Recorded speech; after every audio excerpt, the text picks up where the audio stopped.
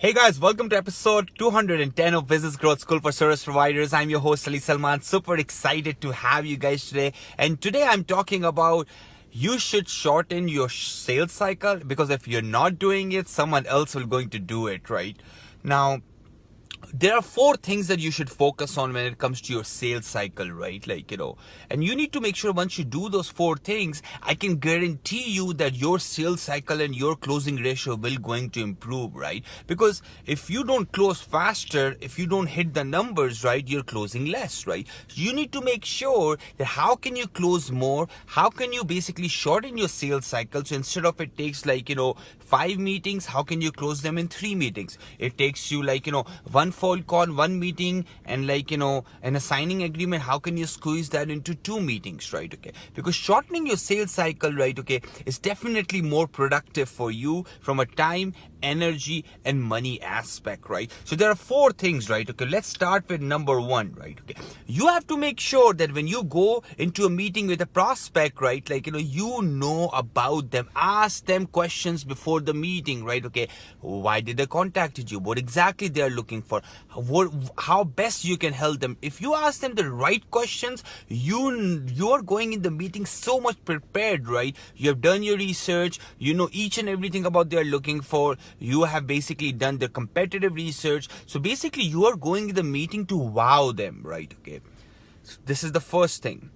Second thing, what you have to make sure that you shop your competitors' closing process, right? Because you don't know, maybe they are just knocking you out of the park when it comes to closing the deals, right? Okay, and no wonder you're losing the deals. So make sure that you cross shop your competitors and find out that how do they close the customer from the first touch point to the getting the deal done or getting that bum on the chair, right? How do they do it, right? If you're a dental clinic, find out how other dental clinics are doing it. If you're a realtor, find out how other realtors are doing it. If you're a financial advisor, find out how other financial advisors are doing it. Because you know what, that's what it does, it exactly tells you what your competition is doing, what kind of journey they are taking your potential customers, right? And how are they closing them. You might competitively shop 5-10 people in your industry, and you will know all the best practices out there, right?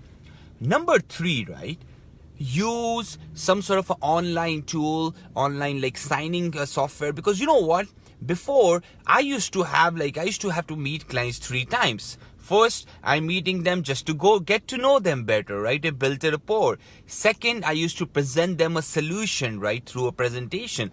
Third, then I used to have a signing meeting, right, have an agreement or something like that. We reduced that to 1 meeting. How can we do that? Before we ask the right questions. So when we are going into the meeting, we are very well prepared. Second thing what we do is we make sure that we have the agreement copy in a digital format, right? So let's say if a customer says yes, boom, you just send them an agreement, or you actually have an agreement in the meeting with you, right? And you say, okay, let's get started, right? Because now you're not waiting for another meeting. Now you're not sending another email, right? So try to make sure that you use an online tool, which there is a PandaDoc, there's a DocuSign, which is a very famous one, Proposify, BidSketch. All these tools help you sign the deals and propose. They streamline the proposal software and the agreements process, and streamlines it much more faster, rather than signing and sending them a PDF. They are downloading it, they're scanning it, they're sending you back. No, that's all old school, right? What you have to do is send them a link, they do a digital signature. Some of the realtors are doing it, law firms are doing it, mortgage guys are doing it, and you should also try it out in your business, right? Okay. Number 4 thing, very important one. Always book the follow-up call in your current meeting. Because you know what? Now you met them and you said, okay, you know what? We'll meet next week. What does next week looks like? Who have seen the next week, right? They don't know their schedule. You don't know your schedule. Now you're going to email them. Now you're going to chase them for another meeting.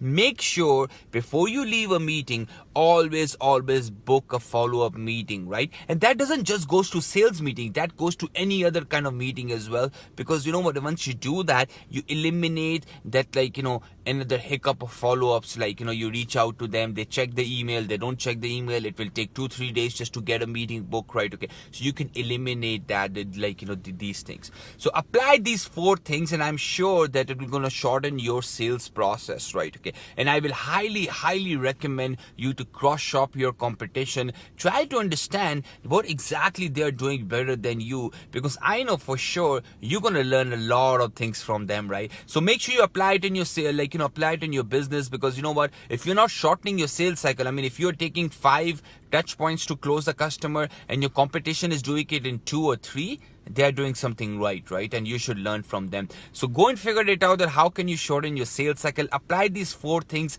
in your selling process, in your closing process, and hopefully you're going to benefit a lot from it. I'll catch you in the next episode, guys. Have a good day. Make it count. Bye bye.